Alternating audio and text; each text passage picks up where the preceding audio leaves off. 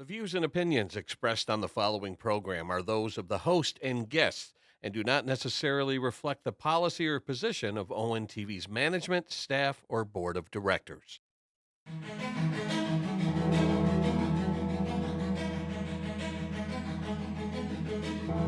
Detroit basketball.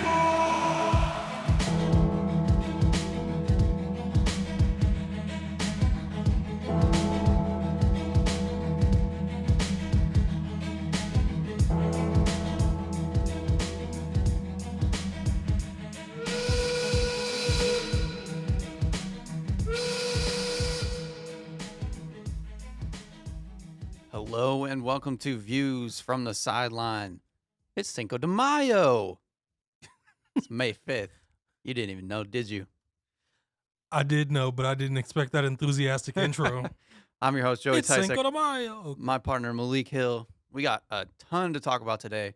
Took a little week off, and so now we get to recap the draft from last week, and we have the NBA playoff race as well. Starting to heat up a little bit, actually.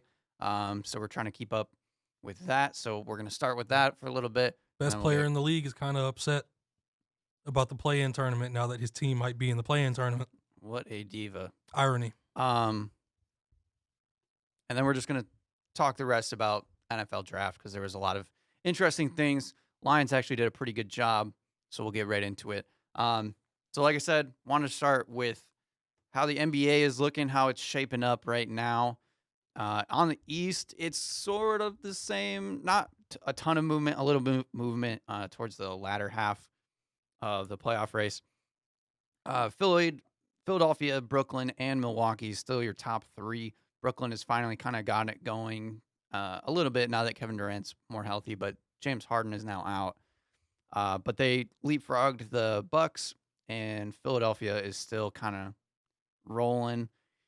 The big one, though, is that the New York Knicks just keep climbing up the standings. They're up to fourth. They're 37-28. They're 9. They've won 9 of their last 10. They honestly deserve a whole podcast, if we're being honest. Yeah. What they've done this year is Stellar. It's beyond like words like incredible and unbelievable. Mm-hmm. Nobody ever predicted that they could do something like this. Like Julius Randle, there could be a good argument that he's MVP. Mm-hmm. Because without him, I think they still play hard defense and they still improve under Thibodeau. Yeah. But without them, like, though, they don't yeah. have like a full-on leader. They don't have a star player necessarily. Exactly. And nobody expected him to be this type of star. Like I 24, 10, and 6 or 7. I did, but not to this degree, obviously. But I kept expecting Randall to eventually get there because everywhere he's gone, he's slowly improved.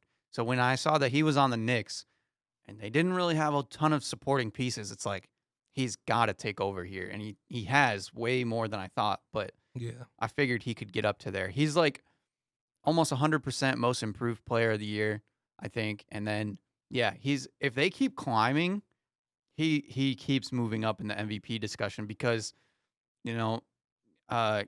Jokic, although Denver's there, they're still struggling a little bit. And then the argument against Joel Embiid is that he doesn't play in all the games. He hasn't played as much. I wouldn't say struggling for Denver. Yeah, as soon as Jamal Murray got hurt, they won like 8 or 9 straight. Yeah, they played better without him. But Denver they're technically underperforming of what people thought they would be overall. But yeah.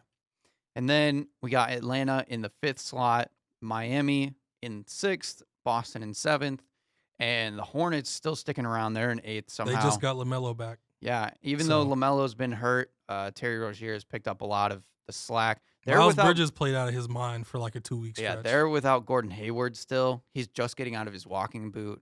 I think he can be back for the playoffs.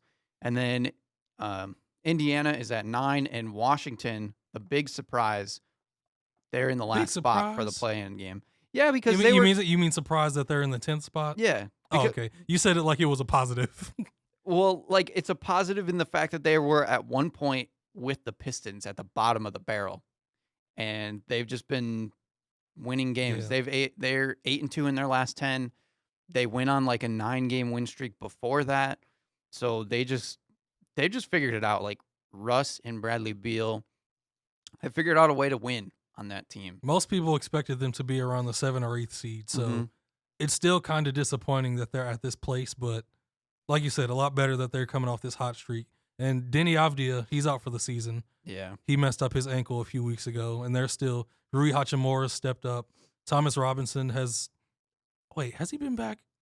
No, he hasn't been back. They got Daniel Gafford from Chicago, and he's played really well for them. Do you mean Thomas Bryant? Who did I say? Thomas Robinson? I said Thomas Robinson. That was my guy back in the day. That's kind of embarrassing to It's a say. big You shouldn't throwback. bring that up to people. Thomas Bryant is out for the season because he tore his ACL early on. I apologize, Thomas Bryant. Do not admit to people that Thomas Robinson was your guy back in the day. Whoa. Maybe he for was like that 1 year at Kansas. Such a good player in college. Was he though? Yeah, he was. What? He Okay. was. Maybe this summer we'll have a podcast about Kansas and Thomas Robinson. Maybe we'll talk about that, but not now. Okay.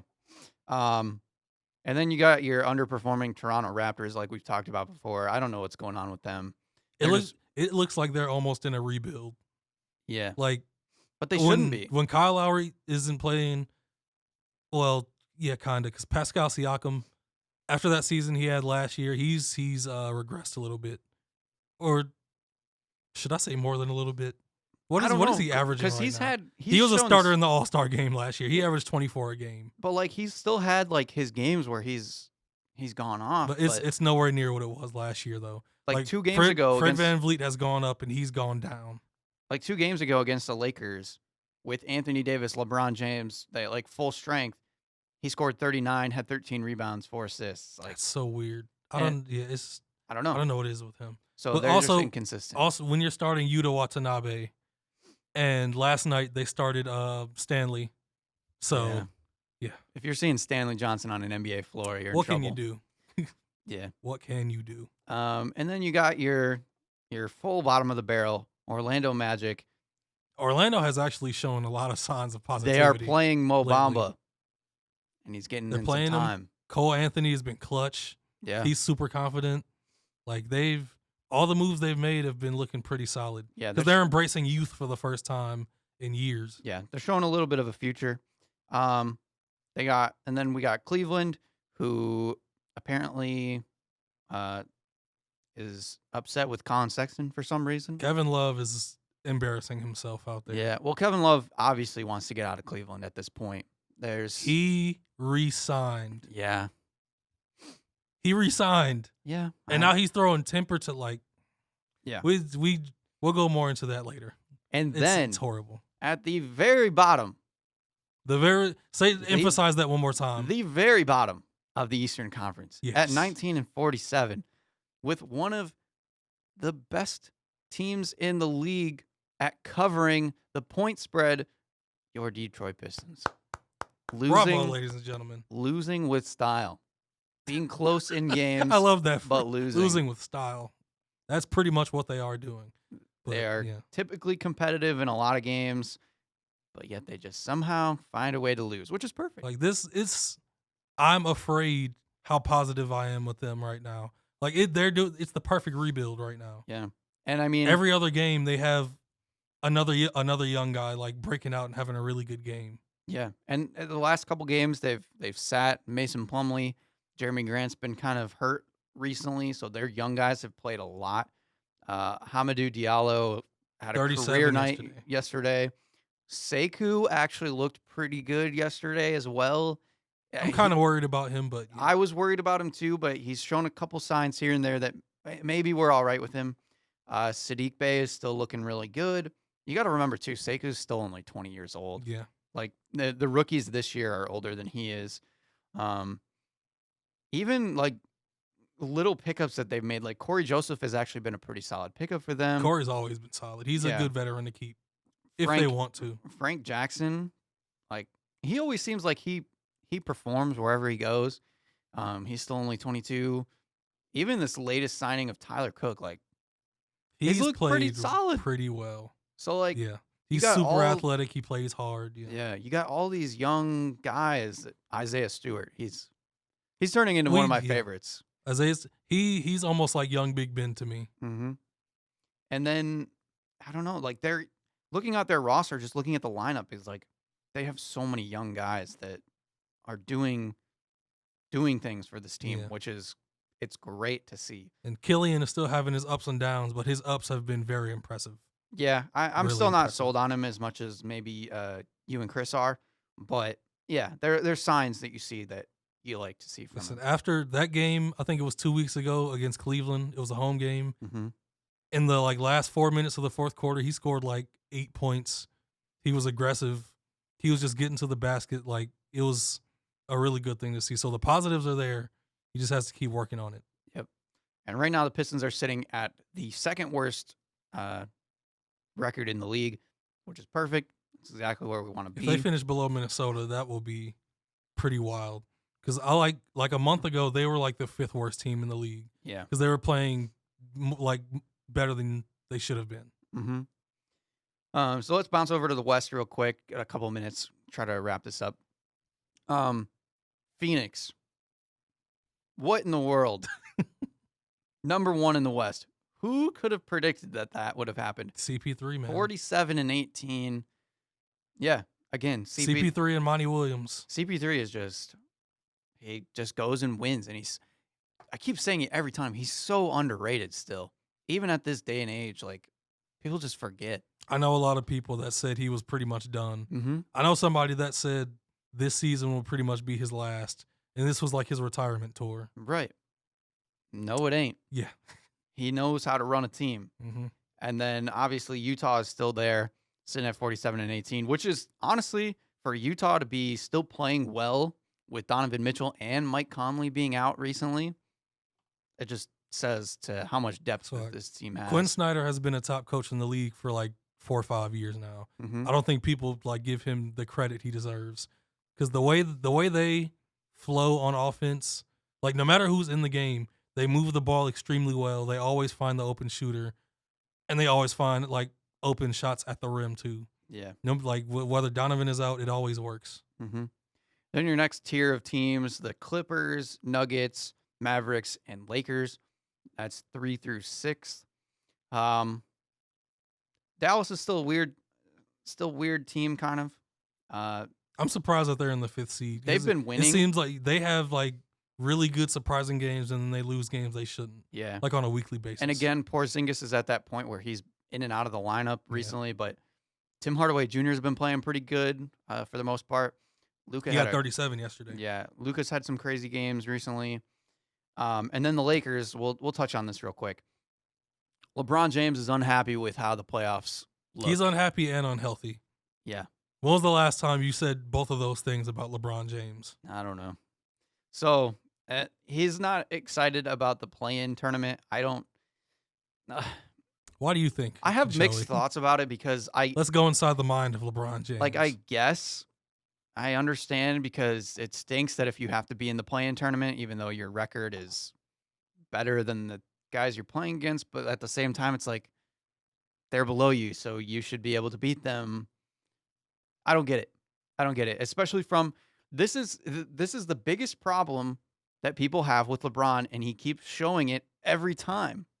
People always talk about LeBron's mentality and how he doesn't just want to go out and win, it seems at times. And once again, he's falling into that thing that people are hating on him for. It seems like he's making a lot of excuses. Right. And that's the thing that people are always comparing with him and Jordan and Kobe. It's LeBron doesn't have that killer instinct. And that just irks fans, and I get it. It's like he has the ability to lock in when he needs to. Mm-hmm. But yeah, it's a difference between that and killer instinct. MJ and Kobe had it every night at all times. They were beyond locked in. They were in killer mode at all times. Let's show them why they have a worse record than us. And I think LeBron fans actually love him because of that fact. Because some of them see that assassin killer mode as a bit of a negative, that you're freezing teammates out. And LeBron is the ultimate teammate. He gets everybody involved and he gets his numbers. That's great. Mm-hmm. And it's great that he locks in when he needs to. That 2018 Cleveland run was one of the most impressive things I've ever seen. Right. But there are also these things where he'll say one thing. I'm pretty sure when they first came up with the concept of the play-in tournament, he was like, it's a pretty good idea. Let's see what happens. Yeah. And now they're in the 6th seed, and he's like, this is terrible. Right. Now that he's close to that. And he also said, oh, I'll never be healthy again, people, Mm-hmm. which seems like an excuse.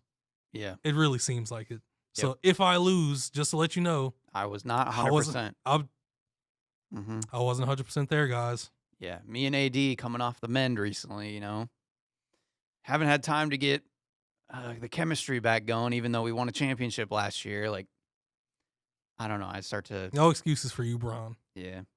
And I get it. Like, the Trailblazers are right behind them in 7th. They could catch the Lakers and put the Lakers into the play-in game. But then the Lakers are going to be playing somebody like Memphis or San Antonio or New Orleans. There should be no complaint. I can't imagine any of those teams beating the Lakers. Exactly. There should be no complaints. Yeah. If it was Portland or maybe even Golden State in that position. Not even maybe. Golden State. Because if Steph isn't on, they have no chance. Yeah, but if Steph is on. He's been on for most of the season. That's what I'm saying. Yeah. Last night he had a down game. But So- yeah, it's pretty much been on fire most of the season. Yeah. Let's round out the West real quick. So like I said, Portland's in 7th. Golden State's in 8th. Memphis at 9, San Antonio at 10. That's your play-in tournament at the moment. This has been the most quiet, under the radar San Antonio team of my life. Yeah. I've never seen a San Antonio team where nobody's saying anything about anybody from that team at all. Like, DeMar DeRozan is still playing at a pretty high level. Yep. Keldon Johnson is coming up. Those young guys are looking pretty solid, but yeah, they're just, and I'm sure they appreciate that too. Yeah. And then looking outside is New Orleans still. They have a chance, which is crazy to me because they've looked so bad at times. Lonzo has been stepping up. Yeah. It seems like everybody around him, including Zion, he went on that dominant run for 3 straight months. Mm-hmm. And lately he's kind of fallen down. Ingram still gets his points, but he plays no defense. Lonzo's the only person that truly plays defense, and he's stepping it up on the offensive end, game in, game out right now. Yeah. They're just so inconsistent because the game before that, though, Lonzo didn't play all that well. Yeah, they couldn't lost. hit a They shot. got blown out by Golden State. Right. But when Lonzo can't hit shots, there's supposed to be other people that step it up, and they were getting smacked pretty much the whole game. Yeah. Yeah, I definitely think that Ingram has been the one that has struggled the most in this recent iteration of how this team is functioning. Because that game that they got blown out against Golden State, Lonzo was 3 of 18, Yeah, 1 of 9 from 3. Ingram only shot 11 shots in that game, which you gotta that shouldn't have. you gotta turn it up So when your teammate that shouldn't be the go-to scorer. Yeah. Ingram, you're the number 2 guy. mhm. Whether he wants to believe that or not, he's the number 2 now, and he has to step it up in moments like that. Yeah. So Yeah, with it's been weird. only a couple weeks left, New Orleans still has a chance to make it into the play-in tournament, which I'm sure, again, everybody would love to see them at least make it in the play-in tournament. Do you think they're tired of Stan Van? I It would really be. seems like they don't respond to him, really. I would be. I don't know who responds to him at this point. I thought it was an okay hire. I didn't like it, but I didn't I didn't hate like it. it either. But I thought it would have worked better, I guess, than it has even. Sacramento still they're around. There's a chance, but As long as Luke Walton's coaching them, they don't have a chance. yeah. De'Aaron Fox is playing like a superstar. He needs to get some shine. Yeah. I think it's better for them to just tank the rest of the season and try to secure this 7th pick or so that they have. And then the bottom of the barrel for the West, OKC, Minnesota, and Houston. Houston's basically shut everybody down at this point. Said their season's over. It looks like they're pretty much locked in to get the number 1 overall pick, or at least in the lottery. So should be all right there. But yeah, I'm kind of excited to see how these play-in teams go because there's some interesting matchups that could happen. And some exciting ones like Portland, New Orleans would be really exciting to watch. Even Boston, Washington would be really crazy at this point, the way that Washington's been playing. So we'll keep watching it. We'll give some updates maybe next week as, again, things get closer and closer to the end. I got a few things to say Okay. about a few teams in the East. Miami, there's a Tyler Hero problem. Mhm. And a lot of people have been saying it's off the court since he's like trying to be a celebrity as much as be a basketball player. Yeah, he's really That dove Miami into life has been getting to him. So he needs to get it together. They're in the 5th seed. They should almost be a top 3 seed, honestly. They're too good and too deep to just be 35 and 31. Boston, they've got problems. Like Jason Tatum has had to absolutely go off in the past few weeks for them to win more games. Yeah. And I think Indiana. I don't know if Bjork Grinson. I'm assuming that's how it looks. Bjork Grinson. I don't understand. Pretty sure that it's last name. Bjorgensen. Where is he from? His family has to be from Europe or something. But they're not playing well under him. They should be in the top 8 too. They have Like, had some injury issues. I'll give them a little bit of that. I guess. But Sabonis has been playing great. Karras is playing great. Mhm. Brogdon has his moments. They lost TJ Warren into the season for like at the beginning of the season. I still think they should be better, even without Yeah, TJ Warren. I mean, I agree, but I have put them into a little bit more of a perspective because Brogdon's been out a lot. It took Karis LeVert a while to come back, but I mean, he's filled in really nicely. And then they just have Sabonis, so I don't know. They are a weird team though. Any other thoughts? That's about it. All right, let's get right into this NFL draft because it was kind of crazy. More than And- kind of. This might be one of the most entertaining drafts. I was gonna say it was a Since- lot. It was a lot of fun. This might be the most interesting one I've seen in a very long time. I can't remember the last one I was like this excited for, and it kind of lived up to it. And if you're a hater of the Dallas Cowboys, it was really funny to watch for a while. Well, they still got a beast. Yeah, I mean they still did Yeah, good. They didn't get their number 1 guy or number 2 guy. Skip Bayless wasn't excited about their draft, but that's another story. Yeah. So right at the beginning, Trevor Lawrence to the Jags, no surprise. Zach Wilson to the Jets, no surprise. Kept it going. And then this was the pick where everything. Yeah. And this was the one that everybody was looking at because as it got closer to the draft, San Francisco, it started to seem like people were not buying that they were going to go with Mac Jones. So they were trying to figure out, are they going to go with Justin Fields? Are they going to go with maybe Trey Lance? San Francisco went with Trey Lance, which is really interesting. And me and Malik have gone back and forth about it a lot of how they're going to use him in the upcoming season. Whether Jimmy G is going to stay for this season, give them a run, and Trey Lance is going to kind of sit behind him and learn. Well, they've said Jimmy is the guy this year. Did they? Okay, And I haven't kept up. Yeah, I honestly think it's a perfect situation for both of them, honestly, to me. Mm-hmm. Because if Jimmy plays really well, and he just had an interview, I can't remember with who, but I saw it this morning. He said, like, he's going to fully embrace, like, being a mentor and, like, teaching Trey Lance everything he needs to know about this game. He understands the business, and, like, he's been in a situation like this. He was under Tom Brady, Mm-hmm. and Tom wasn't terrible to him. He helped Jimmy learn, and then they ended up in a battle, and then Jimmy got too good, so he had to leave. Yeah. But, yeah, if Jimmy plays really well this season, I think he could end up in either. There's a lot of rumors of Aaron Rodgers to Denver still. I don't know if that's going to happen. But, like, Pittsburgh and Denver, I think, are 2 destinations that will be looking for quarterbacks still in the next year or two. And if he plays really well, he could get a sign and trade there or a different type of situation. He could end up getting traded there and end up in a really good situation. Mm-hmm. And then Trey Lance, he gets to just sit behind Jimmy, watch a really good team, learn this entire season. Hopefully there's no injury to Jimmy Garoppolo and he has to just be thrown into fire. Maybe it would, you think maybe he would benefit from being thrown into fire. I think it would maybe stun his growth. Yeah, I have a feeling that it's more so that I feel like Trey Lance will be good with whatever he is thrown at. Because the biggest thing for Trey Lance that a lot of people kept bringing up is his work ethic and how hard he works and how much he just wants to play football and all this stuff.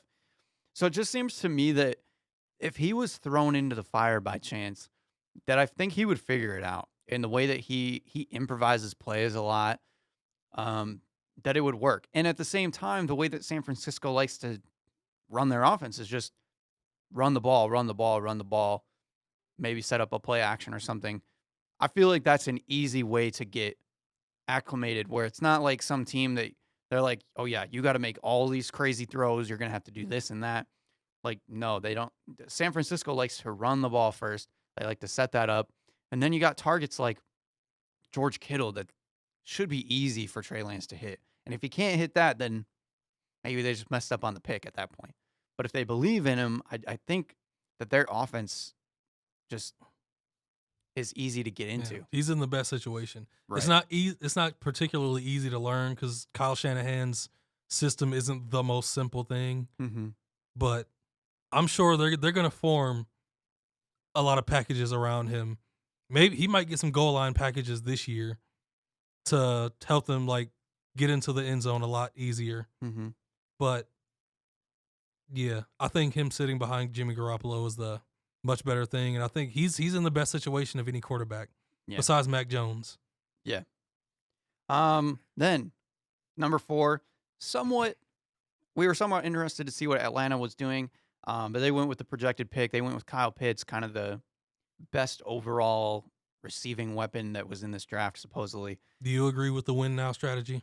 I think so. Like I said before, I feel like that's kind of their best option at the moment, especially when people started talking about how the Falcons, they have really little cap room at the moment. And if they let Matt Ryan stick around a little bit longer, that cap relief will start to come into play. So you might as well just kind of run it up now and try to win now. Now there is talks about whether or not they're going to get rid of Julio Jones, which would kind of change things a little bit. But at the same time, I think even if you traded Julio Jones, he's been banged up a little bit the last couple of years, that maybe they could still look to win now even without Julio Jones, even though it would be obviously a little bit tougher.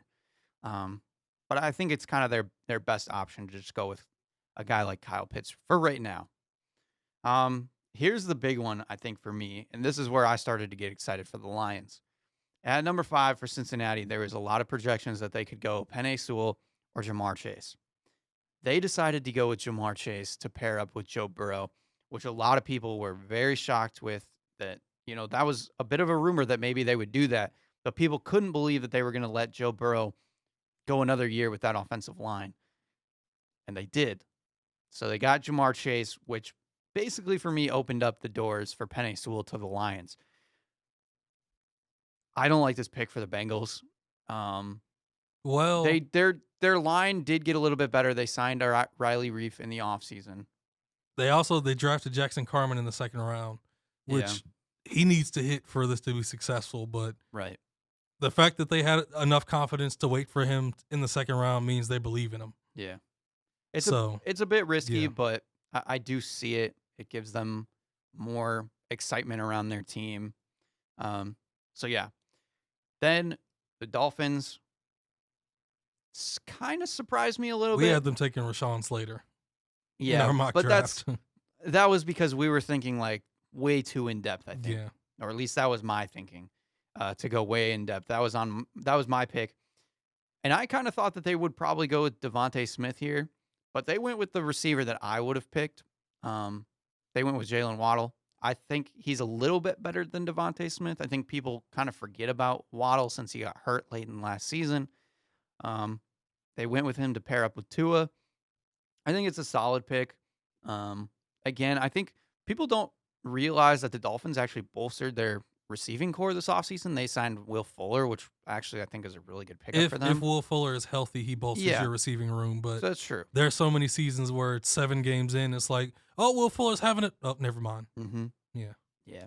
And then we get to the 7th pick, the Detroit Lions.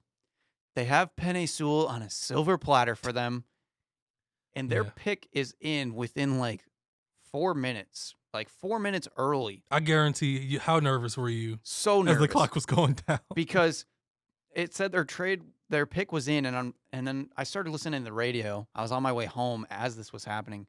And they're like, they made this pick so early, it's probably going to be a trade down, which is okay. I was excited even if they would have traded down, but I was like, that means they're not taking Penei Sewell here. Like, oh, don't do this to me. And then I started getting feelings like they could still go like Justin Fields or something, but Devontae Smith is there. I'm nervous about that one. they made the right pick. They went with Penei Sewell. Again, it's not the flashy pick, but he's the best tackle in the draft. Everybody thought he's like a once in a generational type tackle. He's going to protect Jared Goff, and it keeps DeAndre Swift to be that guy as a developing running back for this team. And I thought it was the perfect pick. I was so excited for a tackle. It's as excited as you can be for a tackle. It seemed like most of Detroit was happy with the pick. Apparently, and like if you go deep into approval ratings of the draft, it's like 97% approval, which is amazing for a Detroit Lions draft. And I just love this pick. I think it's perfect. Kind of the best available player for them. He fell to them, and they went with the correct pick. They didn't try to be too smart for this pick, and they went with Penei Sewell.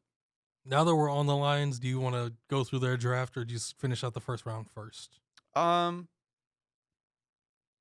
Let's just talk about the Lions since we're there, because Okay. I'm gonna skip around in the first round probably. So when this second round pick first came up, I thought it was terrible. I thought it was absolutely horrible. Yeah. Because there were some receivers on the board that I thought they could have gone at. Mm-hmm. I thought there were other positions they could have gone, and I honestly had never heard of Levi Onwuzurike. Mm-hmm. I'd never heard of him. Yep. So I reacted way too passionately for a guy that's not a Lions fan anymore. I got way too upset with it at first. Yeah, Malik immediately then I had texted to- me yeah. saying that the Lions did it again, where they were trying to be too smart in the draft, and I was like, That's what it seemed They- like at first to me. technically they did reach a little bit on this pick. But it's because it's not a deep defensive tackle. It's kind of a Exactly. weak defensive tackle class. Exactly. Yeah. So it's something that kind of it threw us off just a little bit. I think the biggest thing for me in the second round for the Lions was that Trayvon Moehrig went 2 picks after to the Raiders. I thought the safety would have been a pretty big pickup right here. Decided not to, or if they even wanted to go corner or something, Asante Samuel being there. Rondale Moore was available. Azeez Ojulari. I thought linebacker was a big need.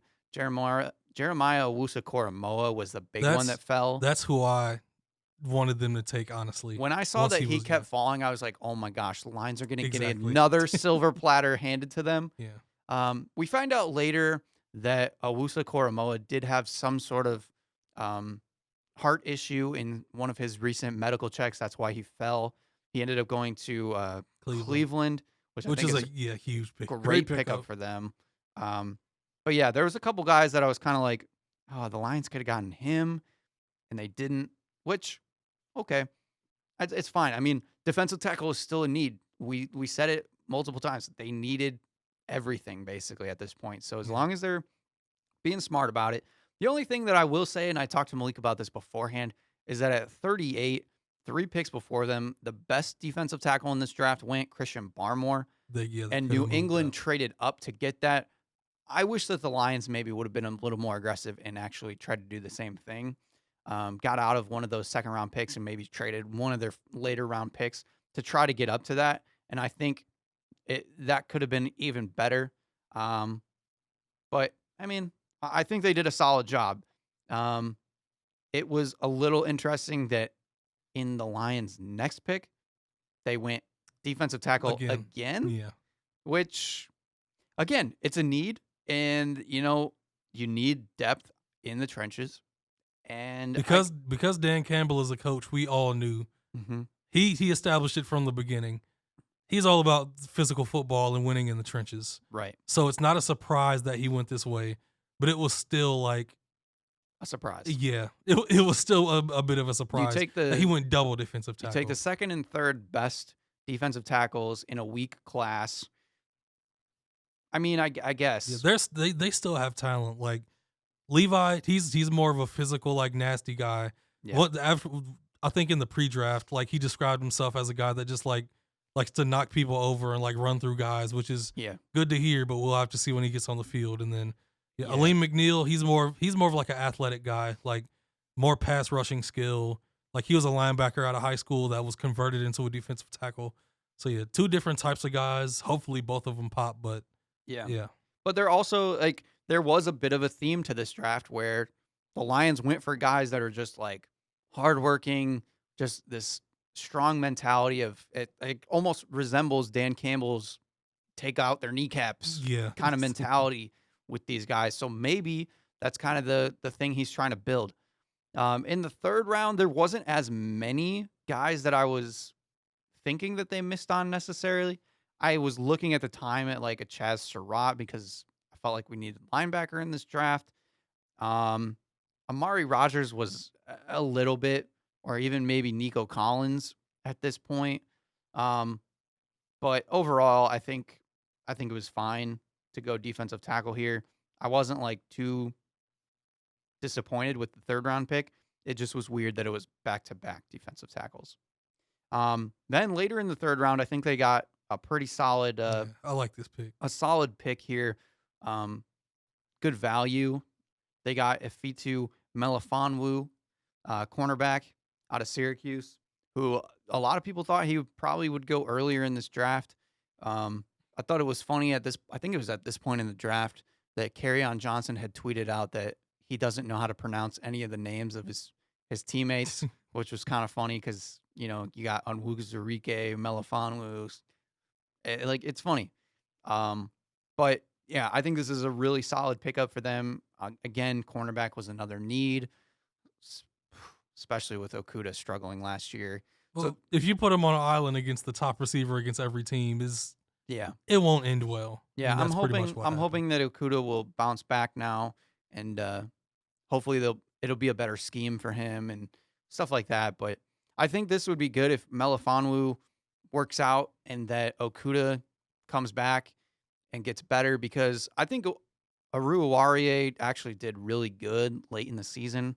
So to have 3 potential solid cornerbacks, it's a good thing for this day and age in the draft. Let's see, where'd they go?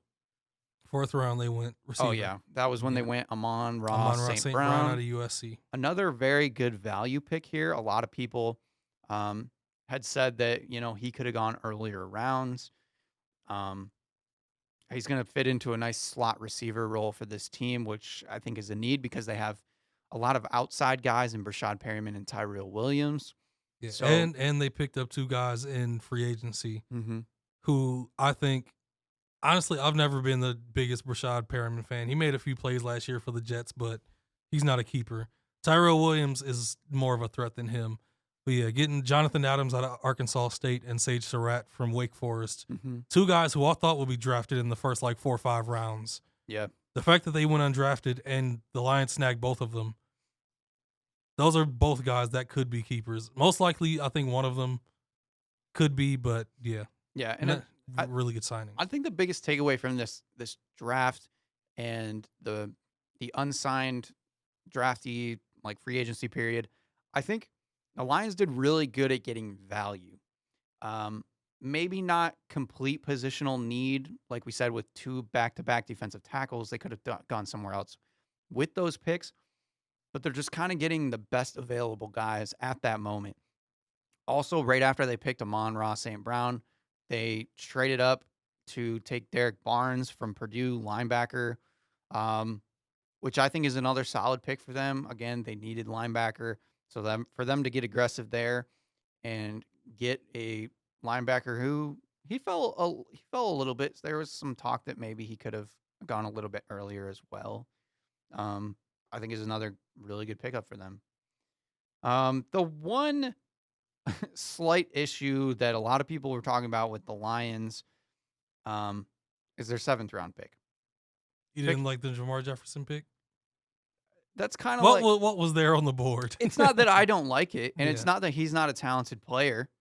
It's just kind of like the one question mark for the Lions draft, which is a good thing because that's their 7th round pick. I was about to say, yeah. So like, In the 7th round, most guys you take aren't. Mhm. If they took one of the receivers that they just signed in free agency, I would have preferred it, but they still ended up getting those guys. And right. Jamar Jefferson is really talented out of Oregon State. Who knows if he's going to end up with a roster spot? It's a 7th round pick. Exactly. So yeah, it really doesn't. Well, it matters, but it also kind of doesn't.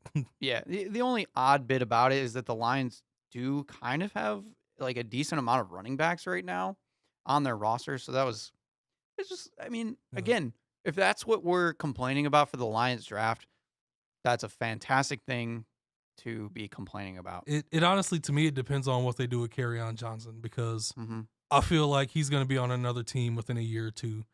And Jamar Jefferson, he has a combo of power and speed. He's a big play guy, but he can also run between the tackles. Hmm. So if he does well in training camp and preseason, maybe they could keep him, move on from Kerryon eventually. So yeah, it could end up being good, but it could also be in just another 7th-round pick. Yeah. What do you think? What would be your Lions draft grade? Because that's like that's the thing everybody loves to do is give Yeah. grades for the draft. Lions draft grade, I'll go with a solid B plus. I'm not gonna go with an A Mm. because the past few weeks I've heard generational talk about Penei Sewell, Mhm. and I've also seen some scouts that say they don't see generational. They see a guy that still needs a lot of work, which most NFL players, honestly, that comes to the NFL still need a lot of work. When they come in as rookies, a lot of these guys aren't ready. They still need time. But getting Penei Sewell as a not star player, but a linchpin for the offensive line, a guy that could be there for 10 plus years, maybe. Yeah. I think that was really important. If they started with quarterback, I think it would have been harder to figure out how to build around that. Yeah. And especially because now, like, the Lions could potentially have one of the better offensive lines in the NFL, actually, after going from, like, one of the worst offensive lines just a few years ago. To be able to turn that around pretty quickly would be nice. I think I'm going to go with a B plus as well. That's kind of where I've been leaning. I didn't want to go with an A just because of the simple fact of the back-to-back defensive tackle. Again, I understand it, but I just felt like there was some other picks that we could have gone there, either in the 2nd round or the 3rd round potentially.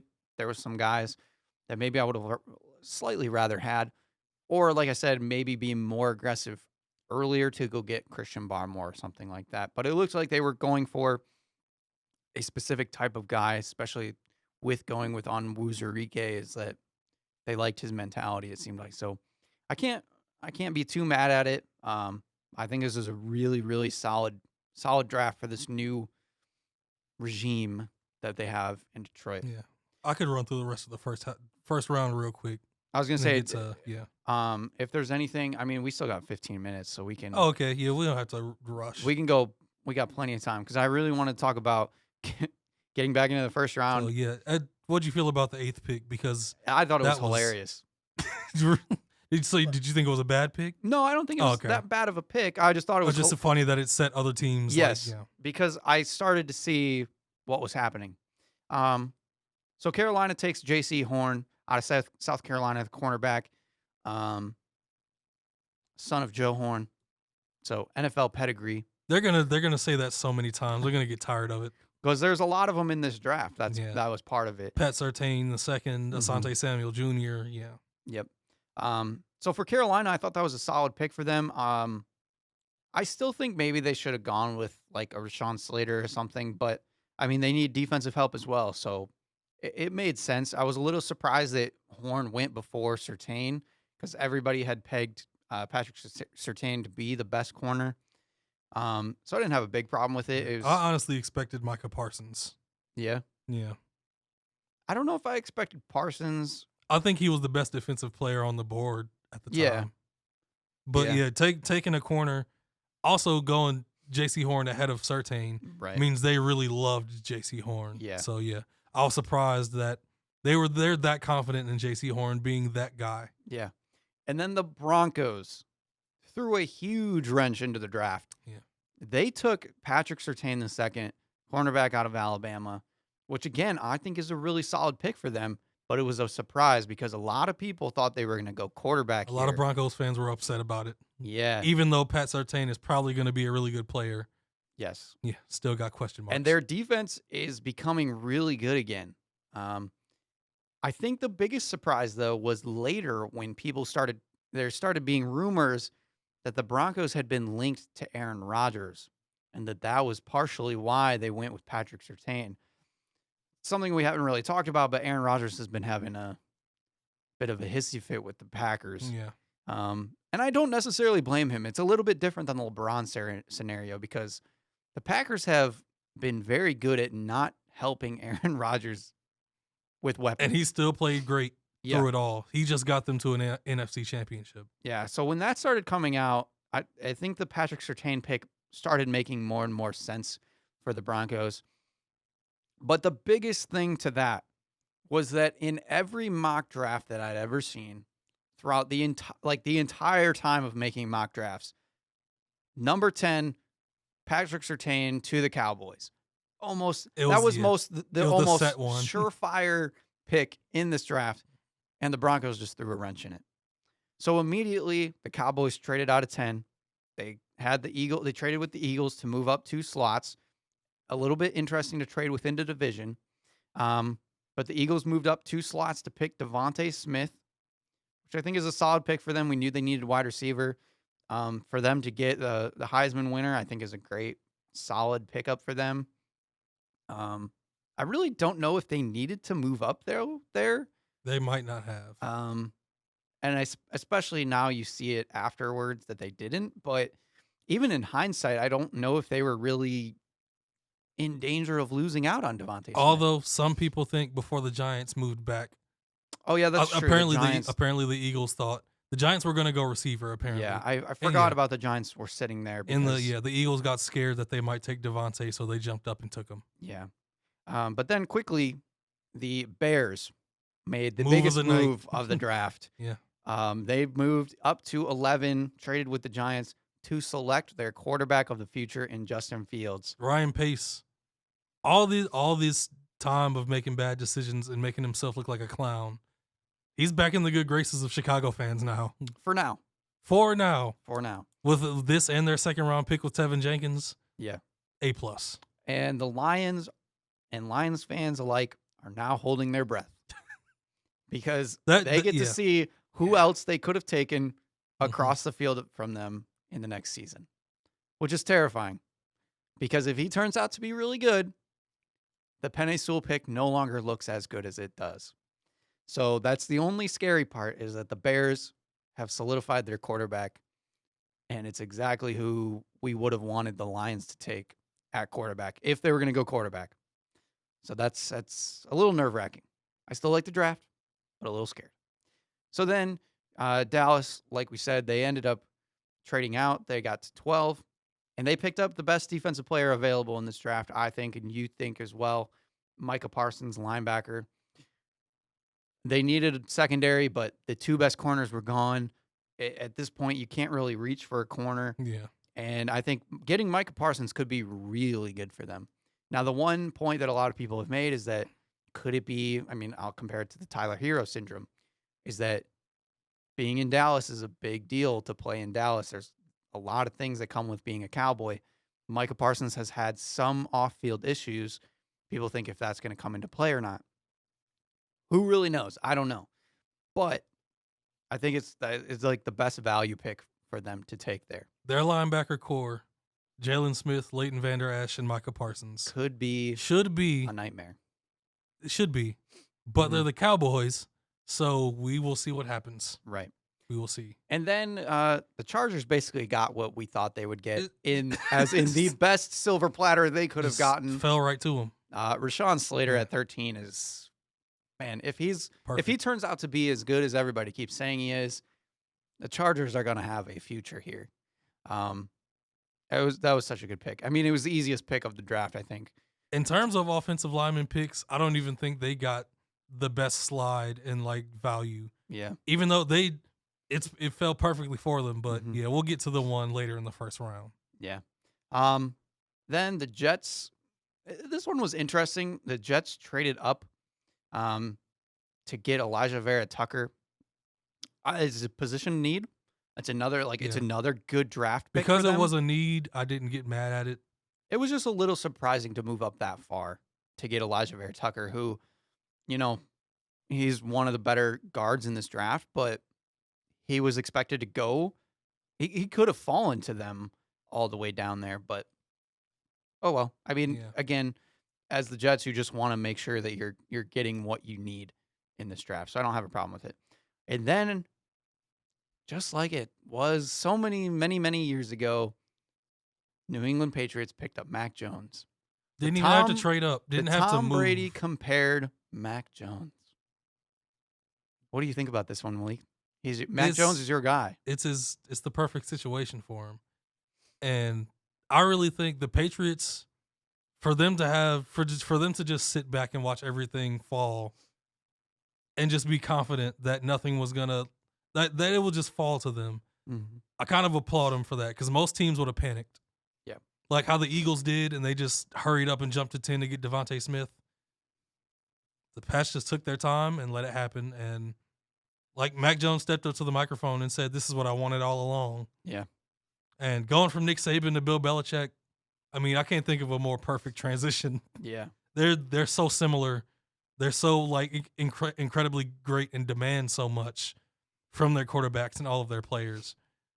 It was perfect situation. Yep. Yeah. I agree. 100%.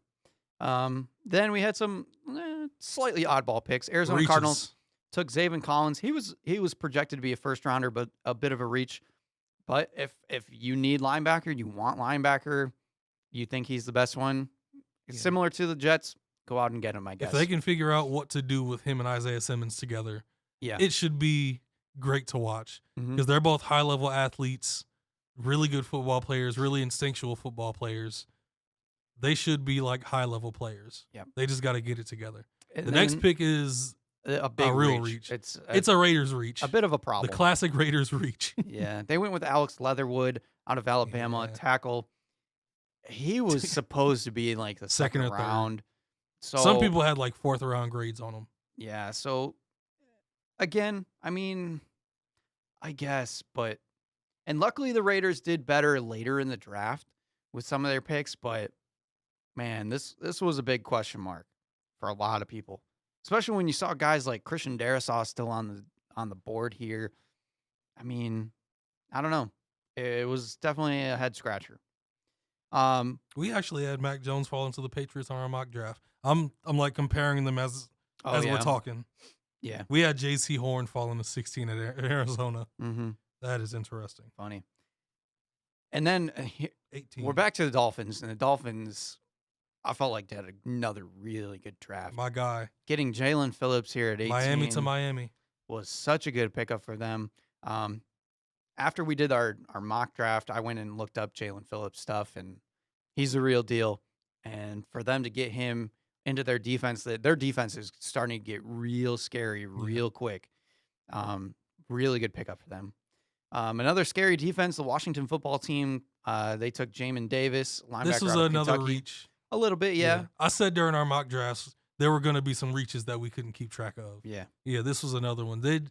Later in the process, he got really high grades because of his instincts and athleticism. Right. Like as a run stopper and like being in pass coverage, but I think the Redskins. I was about to call them the Redskins. I think the football team. Mm-hmm. I had them taking Caleb Farley from Virginia Tech, Yeah. and it's better that he ended up falling to Tennessee. Mm-hmm. But hey, the Redskins believe in Jamin Davis. You said it's it again. You said the Redskins again. It's stuck in my head. Yeah. Hey man, it is what it is. Right. But it's a Ron Rivera pick. Mm-hmm. Yeah. All right. Try to speed it up just a little bit. Another surprise pick. The Giants took Kadarius Toney. How do you feel about that? It was. I have to see how he works out. Honestly, when it happened, I was like, wow, that's interesting. I know New York. I don't know whether to call it good or bad right now. I just have to see how he fits into that offense. Yeah, and the New York fans kind of held their breath on that one. Again, Giants were another team. I think they did pretty good in the rest of their draft. First round was a little bit odd. Colts going with Kwity Paye, defensive end out of Michigan. This is another team where their defense is going to be scary. Yeah. Especially if Kwity Paye works out. He was projected anywhere in the first round, really. Like, he could have gone higher. He could have gone a little bit lower. Great pickup for them. We mentioned the Titans getting Caleb Fairley, cornerback out of Virginia Tech. Kind of that third best corner in this draft. Another great position of need. That's what they needed. Now this next pick is my offensive lineman pick of the draft. Yeah. He just Vikings fell right to him. Vikings taking Christian Darrisaw after trading with the Jets. Yeah. It's exactly what they needed, like you're saying. As we saw, Dalvin Cook is one of the best running backs in the league. Give him some protection, and this offense is starting to look really good on paper now. Malik Steelers. How do you feel about this pick?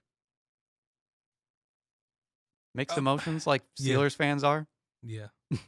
As a former diehard Steelers fan, O-line is what they needed, but they could have gone Tevin Jenkins. They really could have. And I understand passing up on Najee. Maybe he might have been in the second round, or they could have traded up. Yeah. But yeah, just taking Najee and then waiting for offensive linemen. They got a few guys that can be solid later on, but Najee, he's extremely talented. He's a workhorse. But with that old O-line and some guys you took in the later rounds that might not be high level, hopefully they are, you're taking a risk. It's a big risk. Mm-hmm. I agree. Then the Jaguars, kind of a surprise here. This is the head scratcher of the first round. Yeah. It makes a little bit of sense, but at the same time, not how Urban Meyer described it. Yeah. He said James Robinson and Carlos Hyde will be our 1-2 punch, and Travis Etienne will be like our gadget guy and third down back. Yeah. Yeah. So you drafted Travis Etienne in the first round to be like first round picks to be a specialist. Yeah. When you just signed, like you said, Carlos Hyde, James Robinson being he's your guy, an insane undrafted guy that they found last year by happens chance, and then they draft Travis Etienne to pair with Trevor Lawrence. That was the biggest thing about this draft: pairing former teammates. Like, if they play him in the slot a bunch, I'll like they moved Laviska Shenault around a lot last year. Yeah, if they kind of do that with Travis Etienne, I'll understand it. But if it's the role that they're trying to describe, it's weird first draft for Urban Meyer. I agree. The Browns solidifying their secondary, taking Greg Newsome. Solid pick. Baltimore Ravens, as a Ravens fan, love this pick. Rashad Bateman, perfect them pick. Getting him and Tylan Wallace. Yeah, that was a steal. Those two picks right there, man. Yeah. Those are some of my favorite two picks in the draft. Yeah. Baltimore did really good with their picks. Yeah. New Orleans Saints, head scratcher, Peyton Turner, defensive end out of Houston. Well, there's nothing to really say on this one. They kept talking about New Orleans wanting to trade up. This must have been why they wanted to trade up, because they were scared to pick at 28. I don't know what happened. We're just going to skip Peyton Turner. Okay. Yeah. Green Bay as well. Eric Stokes, cornerback, Georgia. He's fast. He's something. He can run. Yeah. 4.2 speed, ladies and gentlemen. The Bills, I love this pick. Even though it's maybe not their top need. Gregory Rousseau, though, on that defense could be a nightmare. Baltimore getting Oweh out of Penn State. I've heard everybody say this is like a A+ pick. Yeah, and this is like great, but I'd have to look more into it. I like the pick. Again, it's another need that they had for the Ravens, and it's kind of one that we'll have to wait to see how it's going to work out. And then the Buccaneers got Joe Tryon, edge out of Washington, another terrifying defense. I like their 4th round pick more. They got Jalen Darden from North Texas. Another weapon. Oh man, only have like a minute. Favorite picks of the draft, or least favorites. Just gonna go through a couple quick notable early second round picks. Jets picked up Elijah Moore, bolstering that offense. Javonte Williams out of North Carolina for the Broncos was a little bit weird for me. Chargers getting Asante Samuel Jr. is one of my favorites too. That was huge value pick. I think that was kind of a steal. Like you said, Chicago at 39 taking Tevin Jenkins was really good. Matt Stafford got Tutu Atwell. That will be interesting to see how they use him. They say they said they're going to use him as a return guy as well, potentially. I don't know. Who's your pick of the draft? Because I'll have to think for a second. Pick of the draft is Justin Fields to me. Okay. Like Ryan Pace stepping up and making moves that had to be made Mm-hmm. and hitting on Tevin Jenkins too. Like he did some good things. Yeah. He really did. I'll make a bit of an odd one real quick. The Falcons getting Jalen Mayfield. I think It's a that's a solid solid pick for the third round. And I it was a kind of a position that they needed, yeah. and I think at the value at the third round was solid. Actually, I have my low key, possibly best pick of the draft. Mm-hmm. Vikings taking Kellen Mond. Yeah, I like that pick too. Like, if it works out, he showed a lot of signs last year. Like he improved a lot through his 4 years of college. Yeah. And in 2 years, I'm pretty sure in 2 years Kirk Cousins will probably be gone. Mm-hmm. If Kellen Mond is ready, he has all the tools to do it. Yep. Yeah. And then one last quick one that I just kind of went over real quick. Trey Sermon to the 49ers. He's going to work out. Yeah. He's going to work out because he's at the 49ers. Also, shouts out to Which my is kinda other funny. Michigan guys. Nico Collins to the Texans. Oh, poor guy. Poor guy. He's going to get targeted a lot probably, so good for him. Yeah. Chris Evans to the Bengals in the 6th round. That's a steal to me. Mm-hmm. Jim Harbaugh doesn't know how to use his weapons. Didn't know how to properly use Chris Evans. Cincinnati should take advantage with Gio Bernard out. Yeah. Yeah, Ambry Thomas, good pickup. Went to the 49ers. Yes, very good pickup. Overall, I think this was a really fun draft. Again, obviously got to wait and see what's going to happen. But I enjoyed it. I think the Lions are still on the right track. My other teams, the Ravens, doing solid. Bills, solid. You've called like every other pick solid. Dolphins. Some of them are really good, and some of them are less than really Yeah. good. The Dolphins, But I you think. just throw solid. The Dolphins, I think, did really good. Ravens, I think. I think did the really good. Ravens did really, yeah. So we'll have to wait and see. Makes me excited for the NFL season to begin, even though we're still a few months away. Next week, we'll try to get back into the NBA again. Like I said, maybe try to get in a little bit more depth. Maybe talk about some of these undrafted free agents that have been signed a little bit more. And we'll catch you up on a lot of the other sports that are going on. Maybe even talk DK Metcalf to the Olympic trials. There's a teaser for you. We'll see you guys next week. This has been Views from the Sideline. I'm your host, Joey Tysick. My partner, Malik Hill. Peace. Forgot to mention one Michigan player, Ben Mason, fullback, coming back. He's going to lay some people out for the Ravens, man. Let's go.